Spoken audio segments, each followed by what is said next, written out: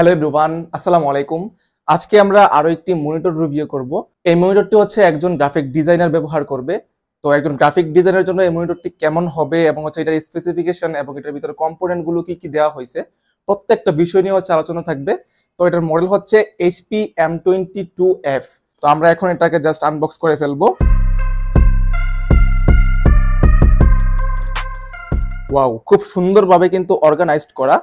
তো আমার পিছনের যে মনিটরটি দেখতে পাচ্ছেন এটা কিন্তু হচ্ছে আমাদের LG22MK600, এটাও 22 ইঞ্চি মনিটর।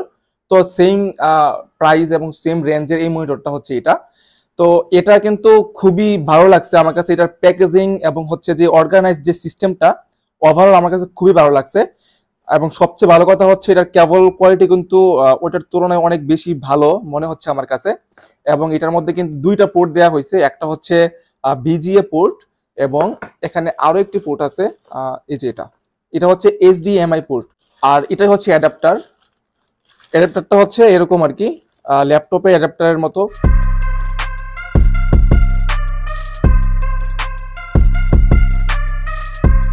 ভিতরে দেখতে পাবো আরো একটি বিশাল বড় ইউজার ম্যানুয়াল দেওয়া আছে। তো এই ইউজার ম্যানুয়ালটা হয়তো বা আমাদের প্রয়োজন হবে না, আমরা নিজেরাই পারবো। আর এটাই হচ্ছে আমাদের মেইন ইউনিট বা আমাদের মনিটর। এটাকে এভাবে আমরা খুলে ফেলি।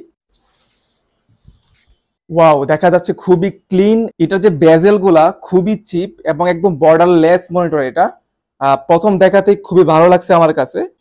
আচ্ছা, এই মনিটরটা যদি আমরা একটু পিছনের দিকে যদি একটু দেখি তাহলে দেখতে পাবো পিছনের দিকে হচ্ছে একটা HDMI, একটা VGA, একটা হচ্ছে পাওয়ার অ্যাডাপ্টার, মানে ইনপুট করার জন্য, পাওয়ার ইনপুট করার জন্য একটা পোর্ট দেখা যাচ্ছে।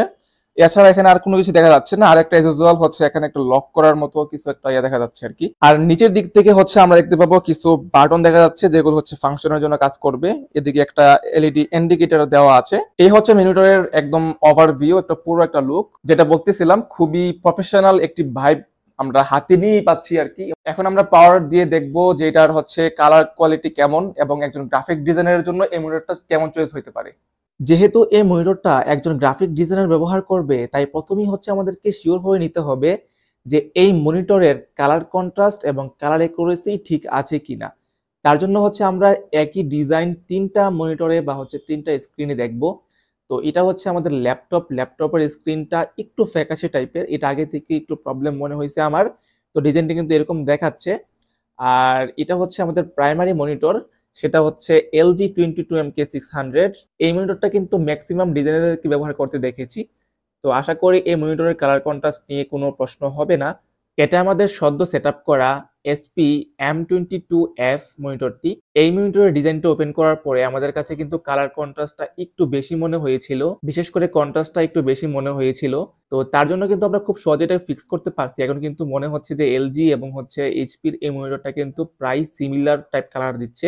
মনিটরের সেটিংস থেকে ব্রাইটনেস এবং কন্ট্রাস্ট গুলোকে একটু আপ ডাউন করে কিন্তু আমরা একটু অ্যাকুরেট করে নিতে পারছি।